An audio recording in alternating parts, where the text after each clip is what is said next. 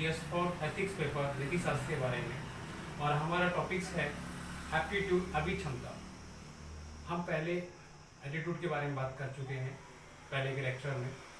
हम अब second lecture है हमारा एप्टीट्यूड। दोस्तों, एप्टीट्यूड जीएस फॉर एथिक्स का एक टॉपिक है और ब्रीफ में हम इस पे ऊपर कंसाइज करेंगे। इस टॉपिक को हम अच्छी तरीके से जानेंगे कि what is the importancy of this topics in mains exams and how can get the good marks. तो सबसे पहले हम परिभाषा, प्रकार और उसकी रणनीति को जानेंगे। तो हम स्टार्ट करते हैं अभिक्षमता। देखो, एप्टीट्यूड मीन्स, एप्टीट्यूड का मीन्स होता है अभिक्षमता। अभिक्षमता इट मीन्स इनबॉर्निटी यानी जन्मजात। इनबॉर्निटी जन्मजात होती है। इनबॉर्निटी जन्मजात यानी कि अभिक्षमता जन्मजात होती है, इनबॉर्निटी होती है। अब हम इसमें कुछ परिभाषा देंगे जो दिया हुआ है, यानी कुछ करने की एक प्राकृतिक क्षमता, a natural ability to do something. A natural ability to do something यानी कि कुछ करने की एक प्राकृतिक क्षमता, यानी कि एक प्राकृतिक मतलब मैंने बोला कि आपको नेचुरल है यानी जन्मजात है, इनबॉर्निटी है यानी कुछ करने की एक प्राकृतिक क्षमता।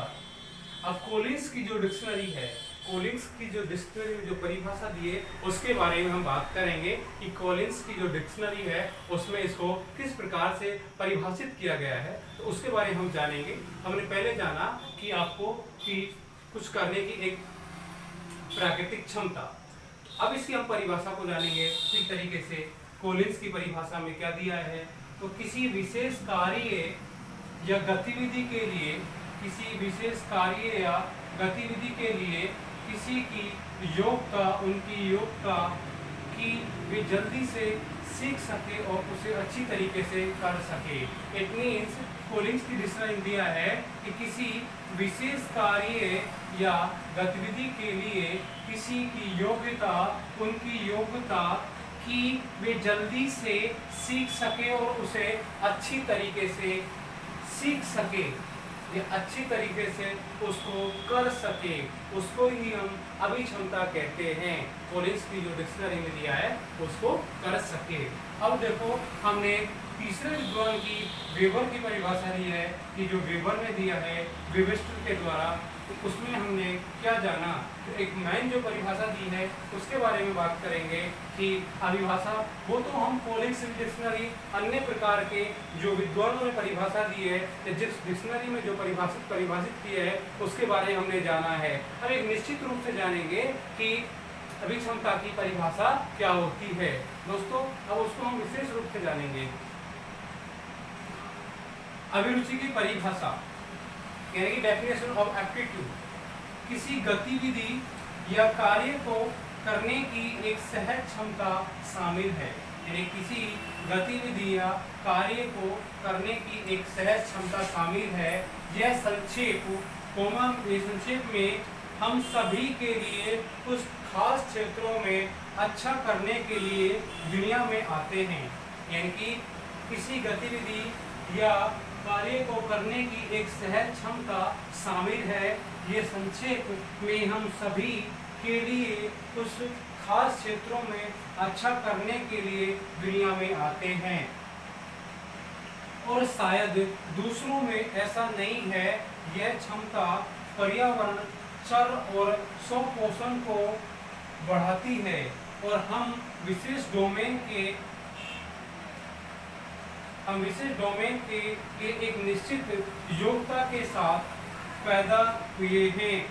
यानी कि जैसा कि संगीत, ड्राइंग, भाषा और आगे, यानी कि एक जन्मजात हर व्यक्ति में अलग प्रकार के गुण पाए जाते हैं, वर्चूज उसमें एग्जिस्टेंस होते हैं। जैसे हम बात करें कि कोई अच्छा संगीतकार हो सकता है, कोई अच्छा क्रिकेटर हो सकता है, कोई अच्छा कुक हो सकता है, कोई अच्छा प्लेयर हो सकता है, कोई अच्छा राइटर हो सकता है, कोई अच्छा टीचर्स हो सकता है। तो every person deserve every virtues, यानी प्रत्येक आदमी प्रत्येक गुण के लिए जाना जाता है। जैसे हम कंसाइज में बात करें कि जैसे एक अच्छा कोई संगीतकार है, जैसे हमने लिया सोनू निगम है या लता मंगेशकर है, लेकिन एक सामान्य भी हो सकता है जिसका आवाज़ यानी कि कार्य एक ही है, वर्क एक ही है, लेकिन उनका अच्छा यानी कि टोन हो सकता है, लेकिन उनका यानी कि जो रिदम है वो ठीक नहीं हो सकती है। तो एक ही पैसे को करने वाले लोगों में भी इस चीज़ का यानी विभिन्न तरीके से अंतर पाया जाता है। तो अब हमने जाना कि अभिरुचि की परिभाषा हमने जानी कि क्या होती है। एक बार इसको मैं और डिफाइन कर रहा हूँ कि किसी गतिविधि या कार्य को करने की एक सहज क्षमता शामिल है। यह संक्षेप में हम सभी के लिए कुछ खास क्षेत्रों में अच्छा करने के लिए दुनिया में आते हैं और शायद दूसरों में ऐसा नहीं है। ये क्षमता पर्यावरण चर और स्वपोषण को बढ़ाती है और हम विशेष डोमेन के लिए एक निश्चित योग्यता के साथ पैदा हुए हैं, जैसे कि संगीत, ड्राइंग, भाषा और आगे।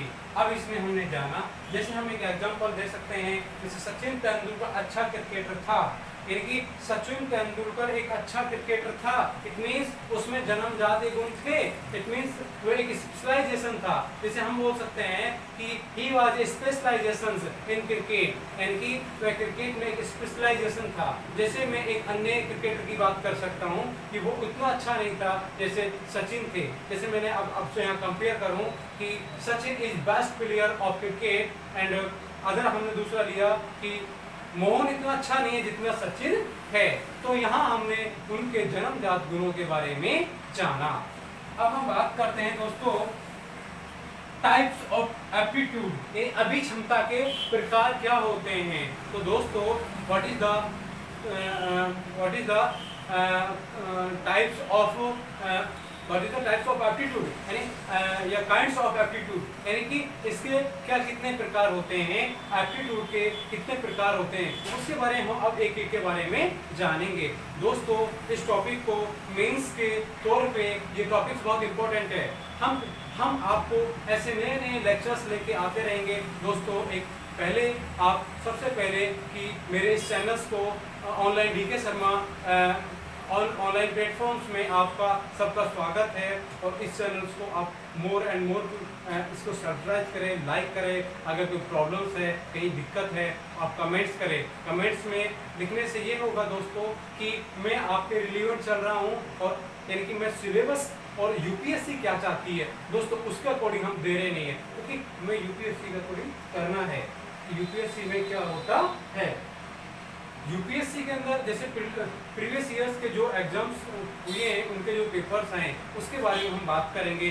उसके बीच बीच में मैं आपको बताता रहूँगा कि मेंस का यानी इस टॉपिक को कराने के बाद एक आपका पूरा टॉपिक हो जाने के बाद हम मेंस के जो प्रीवियस ईयर्स के जो क्वेश्चंस आए उनके ऊपर बात करेंगे और नए क्वेश्चंस में हम चर्चा कर रहे थे कि अभिक्षमता के प्रकार कितने होते हैं और किस प्रकार से हमें इनको एक अच्छे तरीके से जानना चाहिए। तो अब हम उसके ऊपर बात करते हैं कि क्या कितने प्रकार की होती है। तो दोस्तों ये अभिक्षमता के जो प्रकार होते हैं, काइंड्स ऑफ एप्टीट्यूड, 3 टाइप्स होते हैं। पहला है सामान्य अभिक्षमता, दूसरा है भेदक अभिक्षमता और तीसरा है विशिष्ट अभिक्षमता।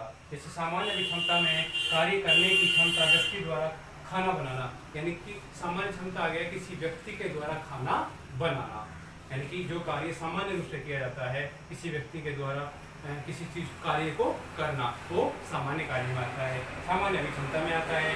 सेकंड है भेदक अभिक्षमता, ऐसी अभिक्षमता जो सामान्य लोगों से अलग हो, यानी ऐसी अभिक्षमता जो सामान्य लोगों से अलग करती है, यानी ऐसी अभिक्षमता जो सामान्य लोगों से अलग करती है। जैसे मैंने आपसे बोला कि एक मजदूर आदमी है वो मजदूरी करता है और एक इंजीनियर भी मजदूरी करता है। It means engineer smart work करता है और जबकि एक जो मजदूर होता है वो लेबरियस वर्क करता है, हार्ड वर्क करता है। तो उसमें डिफरेंट हो गया वर्क का। एक सामान्य यानी एक सामान्य अभिक्षमता जो सामान्य लोगों को, यानी एक ऐसी क्षमता जो सामान्य लोगों से अलग करती है, यानी सामान्य लोगों से अलग कार्य करती है। अब हम जानेंगे जो अंतिम है वो है विशिष्ट अभिक्षमता, यानी कि किसी व्यक्ति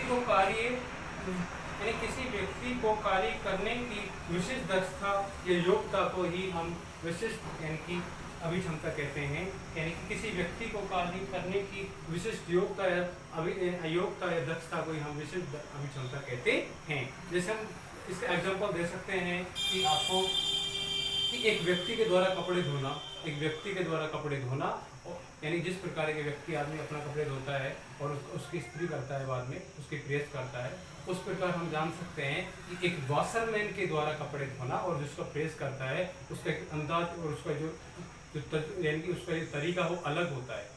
जिस प्रकार हम कह सकते हैं कि एक सामान्य व्यक्ति के द्वारा खाना बनाना और एक अच्छे कुक के द्वारा खाना बनाना, तो ये एक विशिष्ट अभिक्षमता में इसको हम काउंट करते हैं। दोस्तों, ये सेशन मेरा अच्छा लगा होगा आपको।